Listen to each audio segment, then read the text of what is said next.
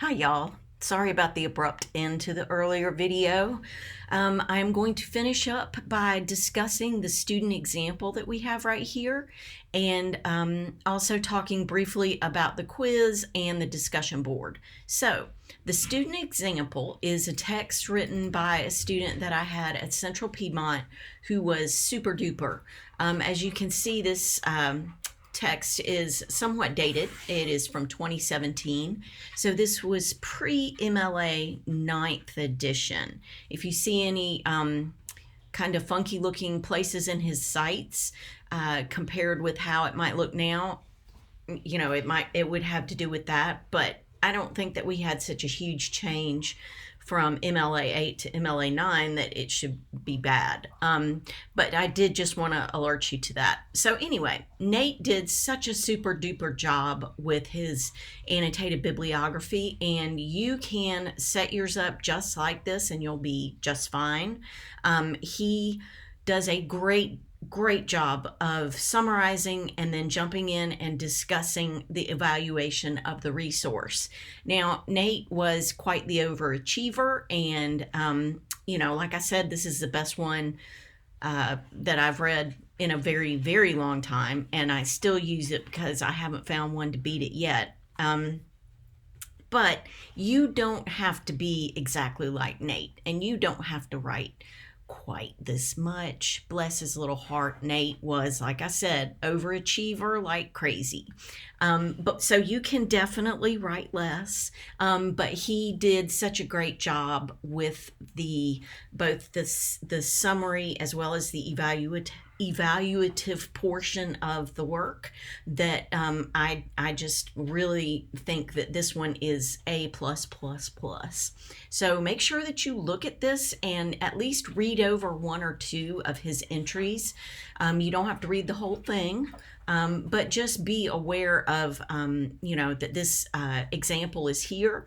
And if you see anything in that example that you don't understand or that you want to talk about, just send me an email and we'll definitely talk about it. Here is our forum for this week. So you've had a few weeks to work with your resources, to think about your topic, to do some critical thinking about the topic, to do some reading about rhetoric, all of that sort of stuff. How has your thinking changed about your topic? And before you say, well, it hasn't, I still think X, Y, and Z about my topic, well, then you haven't researched enough, because your thinking must change if you have done any research at all. And I don't mean that you should change your mind about your topic, but I mean that you should have a better understanding of your topic, and you need to have a more complicated understanding of your topic, a more nuanced understanding of it. If you've read 5 articles about your topic, and then the next week you read another 5 that give you more details about the history of it, your understanding of your topic has changed. You understand it better. You understand it more thoroughly. You have a better understanding of the history. You see what I'm saying?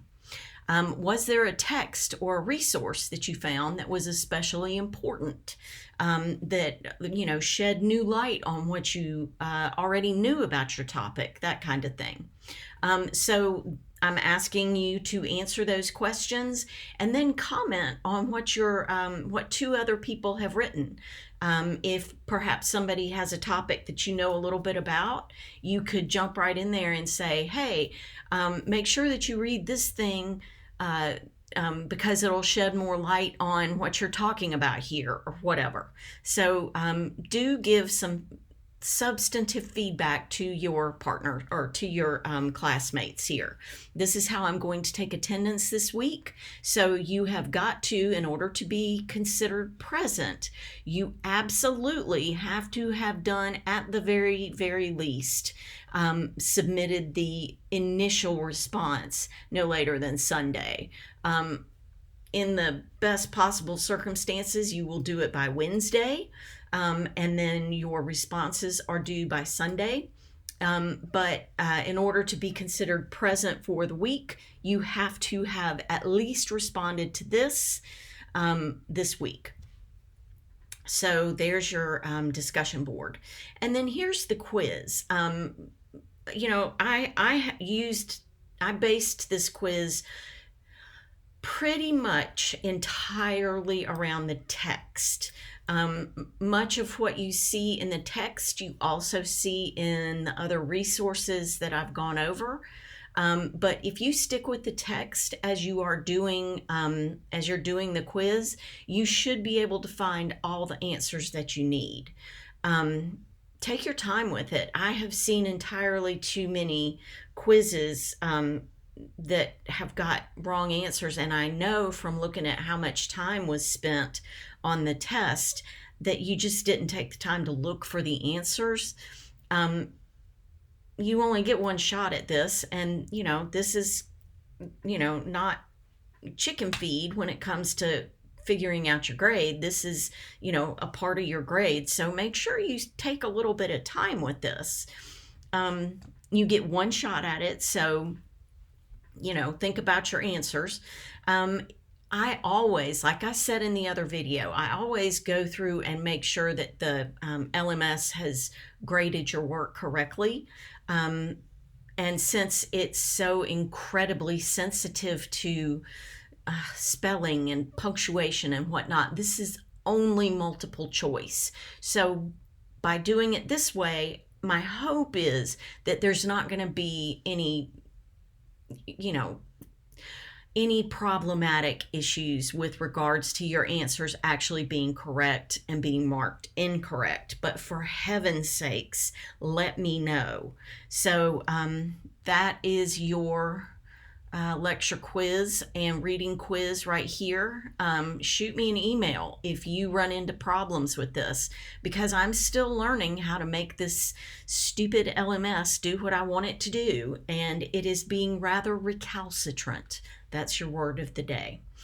So email me if you have issues with this. Email me if you have questions about this. Email me if you're having issues with your rhetorical analysis.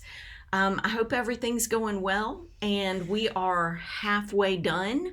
So hang in there, keep doing the good work, and I will see you online.